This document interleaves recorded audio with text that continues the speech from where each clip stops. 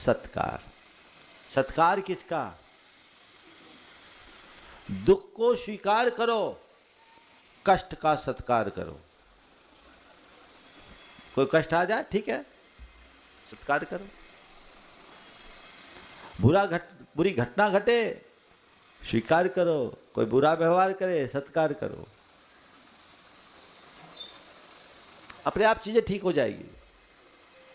हम प्रतिकार करते हैं। सत्कार करने से चीजें अनुकूल हो जाती है और प्रतिकार करने से वो और विस्तार पा जाती है। कष्ट का सत्कार और कष्ट का प्रतिकार क्या है? बीमारी आई, आ गई, अब तुम परेशान हो गए, क्या होगा? बीमारी जाएगी क्या? कर्म का उदय है ऐसा मानकर स्वीकार कर लो और सोचो ये बीमारी नहीं है, मेरे पाप के क्षय का निमित्त बनकर आई है। इसमें मेरा भला है, बुरा नहीं। ऐसा दृष्टिकोण हो जाए तो क्या तुम्हारी बीमारी तुम्हें विचलित करेगी? किंचित भी नहीं होगा। क्या? सत्कार कर लो ना, मौका ही तो है। कष्ट का सत्कार। दुख को स्वीकारो, लेकिन उसको मजबूरी में नहीं, सत्कार, वेलकम। ठीक है, ये मौका है कर्म झड़ने का। मजे में बने रहोगे। मेरे संपर्क में एक सज्जन है,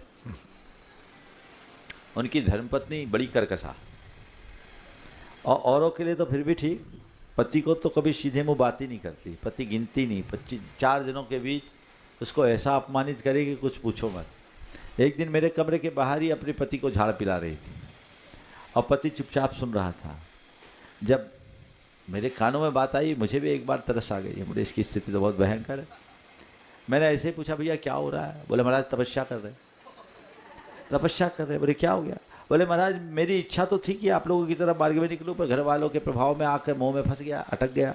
पर मेरी नीति शायद मुझे कुछ और कराना चाहती थी। ये पत्नी मिली महाराज मेरी तपस्या का निमित्त बनकर। वो उल जलूल बोलती है और मैं सोचता हूँ मेरे लिए संवर और निर्जरा का अवसर मिल रहा है। ये मेरी तपस्या है।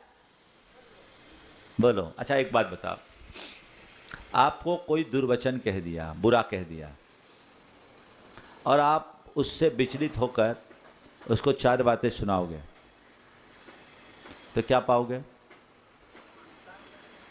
कर्म बंधेगा, परिणाम खराब होंगे, बात और बिगड़ेगी, होगी ना।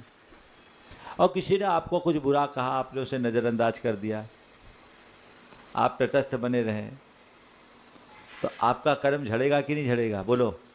हाँ, तो अगर कोई आपसे कुछ उठपटांग बोल रहा है, कुछ बुरा बोल रहा है, तो आपका वो मित्र है या शत्रु? बोलो, मित्र है या शत्रु? पहले ये उत्तर दो। आचार्य गुरुदेव ने लिखा, जिनसे मेरे कर्म कटे वे शत्रु कैसे? जिनसे मेरे कर्म कटे घुले धुले वे, या कटे नशे वे शत्रु कैसे? और जिनसे मेरे कर्म बंधे वे मित्र कैसे? तो ये बताओ, अगर किसी ने हमारे साथ कुछ बुरा बोला और हमने उसको सहज भाव से स्वीकार लिया, उसकी बातों को नज़रअंदाज कर लिया, तो मुझे फायदा हुआ कि नुकसान? बोलो थोड़ा जोर से। तो जिसके निमित्त से फायदा हो उसका सत्कार करना चाहिए या उसको दुत्कारना चाहिए? समझ में आ रही बात? कितनी सहजता से बोल रहे हैं आप लोग, ज्ञानी तो सब हो, है ना। सत्कार करना चाहिए। करो ना। कब करोगे? कब करोगे? मरने के बाद। जीवन को आनंदमय बनाने का ये रास्ता है। ऑर्थोडॉक्स परिणाम से बच जाओ। सत्कार एक्सेप्ट करो, खत्म कहानी। जीवन में मजा ही मजा आएगा। जीवन में व्यापक परिवर्तन खड़ा हो सकता है। साहू अशोक जी जब तीर्थ क्षेत्र कमेटी के अध्यक्ष थे, महासमिति के अध्यक्ष थे। हमारे समाज में विचारधारा का कुछ टकराव था। वो कोलकाता में थे, उनके विरोध में एक सभा रखी गई। साहू जी कलकत्ता रहते थे और कुछ लोग उनके पास चूड़ियाँ लेके आ गए कि आप चूड़ियाँ पहन लो। ठीक, साहू अशोक जी ने कोई प्रतिवाद नहीं किया।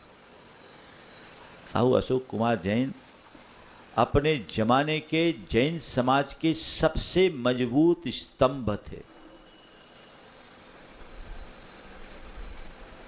कोई ऐसे वैसे व्यक्ति नहीं, हस्ती हैसियत की कोई सीमा नहीं, लेकिन उन्होंने कुछ नहीं बोला। वे वहां से चल दिए, बैठक खत्म हुई, उठ के चले गए। उनके साथ के लोगों को बुरा लगा, बोला साहू जी आपके साथ बहुत बुरा हुआ, हम लोग अच्छा नहीं लगा, आपने कुछ बोला नहीं। उनने जो जवाब दिया वह ध्यान देने में, बोले मैं क्या बोलता, मैं तो यही सोच रहा था उनके आश्रय हो रहा है और मेरी संवर और निर्जरा। ये है दृष्टि सत्कार की, समझे। प्रतिकार करो दोषों का, दुखों का नहीं। दोषों का प्रतिकार करो, दोषों का प्रतिकार हो। तीसरा क्या है? प्रतिकार, स्वीकार, सत्कार, प्रतिकार। किसका? दुख का नहीं, कष्ट का नहीं, दोष का। मेरे अंदर जितने दोष है मुझे उनका प्रतिकार करना है। दोष को पोषो मत, उसे नष्ट करने के लिए संकल्पित हो जाओ। जब हम दोषों का प्रतिकार करेंगे तो जीवन का सुधार होगा, और जब जीवन का सुधार होगा तभी आत्मा का उद्धार होगा। स्वीकार, सत्कार, प्रतिकार और उद्धार। आप लोग क्या करते हैं? दोषों को स्वीकारते हो, उसका प्रतिकार नहीं करते, गुणों का प्रतिकार करते हो।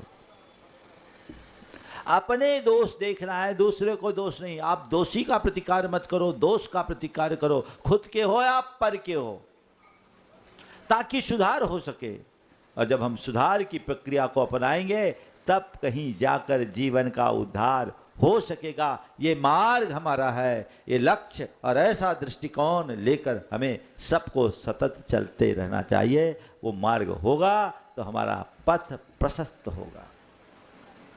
अब देखिए, आपको अपने दोष दिखते हैं। दोष का प्रतिकार करने के लिए क्या करो? पहले आपको स्वीकारना होगा कि मेरे अंदर दोष है, और फिर उसके लिए आपको संकल्पित होना होगा उनके सुधार के लिए। तो मुझे अपने दोषों का प्रतिकार करना है दृढ़तापूर्वक। तो वो अपने अंदर की धारणा में बनाइए, कोई भी दोष पनपने ना पाए, जीवन में स्थिरता बनी रहे, जीवन धन्य होगा। सार संक्षेप में मैं यहीं पर विराम लेना चाहूँगा।